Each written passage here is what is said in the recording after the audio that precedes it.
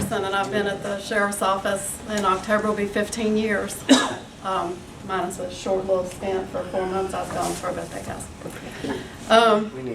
I started out, I've worked under 3 administrations, and I started out as a dispatcher, and I worked as an administrative assistant for several years under 2 administrations. So I know about the budget. I worked those numbers, and I poured over those line items in the red, in the black. I saw the struggle. I worked with the administration in making sure line items were covered. And it comes down to value, and it comes down to economy. You guys are here representing this county. And I'm telling you, there was a time when these guys, these men and women, were valued, and they felt valued by the county leaders. And I'm not saying that in a derogatory way to any one of you that are sitting here now. I'm just saying that there was a time when their needs were met without question, because the leadership knew that what these guys were doing were providing a safe environment for your citizens.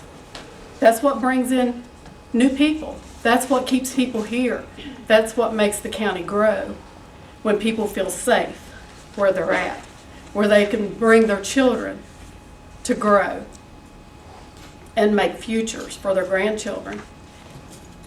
When I started out as administrative assistant, we got quality equipment and we got quality uniforms that lasted because people recognized the value of that expense was economical because it would last.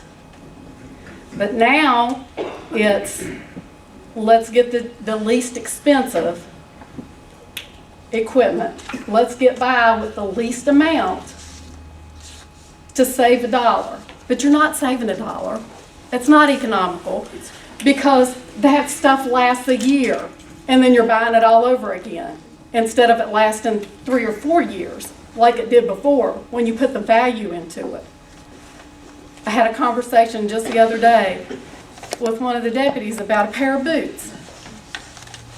Our guys are limited to buy these inexpensive boots, and a lot of them will put their own dollar out of their own pocket into a good pair of boots because they know it'll last. It's the same thing with your employees. Show them they're valued, and they'll stay. They won't go looking for other employment. They won't go looking for a way to make money so they don't have to decide whether they feed their kids this week or pay the electric bill. Because the utility prices go up every year, but the salaries don't.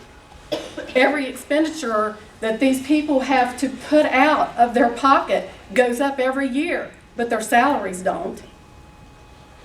We were supposed to get a 3% raise from the state this year. It got bumped to 2%. Our insurance went up 10%. Are we going to see any of that money? No. It'll look good on paper, but we don't get to take any of it home. We don't get to spend it on our kids. We don't get to put a layaway for Christmas because it's not there.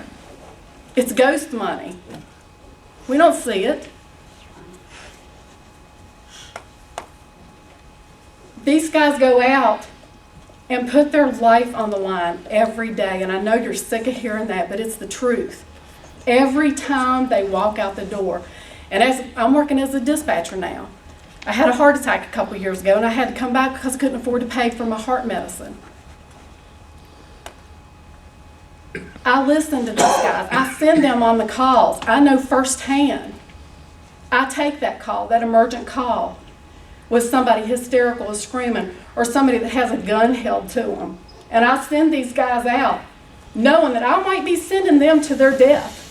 That I might also have to be the one to call Sheriff Hall and say, Sheriff, he didn't make it. Or Sheriff, this situation happened. Or they wrecked on the way because Grandpa didn't get out of the way to yield the right of way. Or because something happened, or it was a slick road. There's so many possibilities.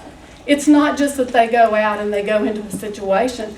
There are so many forces working against them on every call that they respond to. Every call.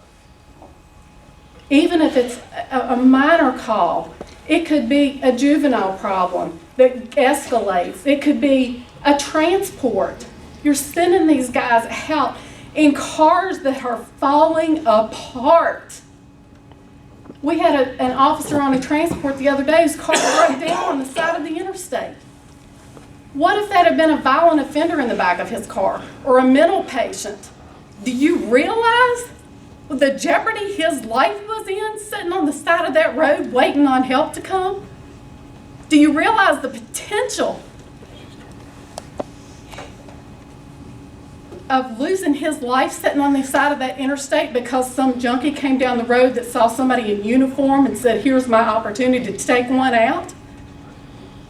Every situation, these jailers, I've had to place the call for help because there's a fight broke out in the pod, or these inmates, they have their own type of genius, I'm telling you. They make weapons, they make liquid that'll get them intoxicated. They come up with all kinds of ingenious ways to make things and get around the system.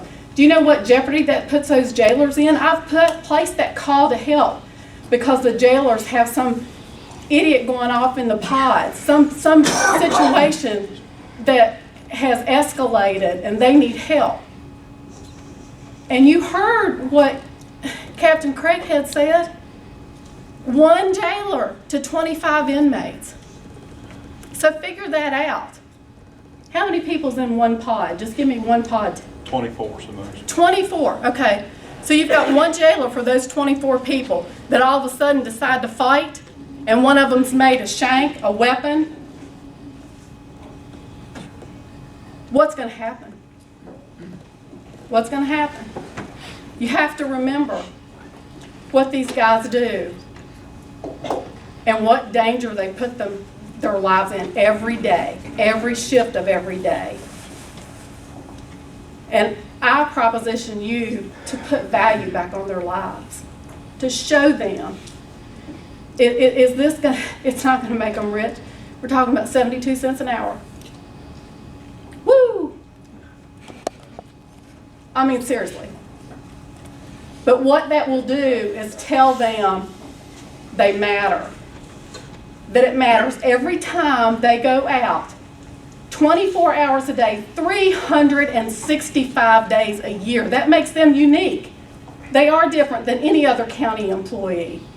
They're not putting themselves up on a pedestal. They're just saying, I'm here for you every day of every year. Show me that means something. Even if it's a tiny little bit, show me that I'm valued again.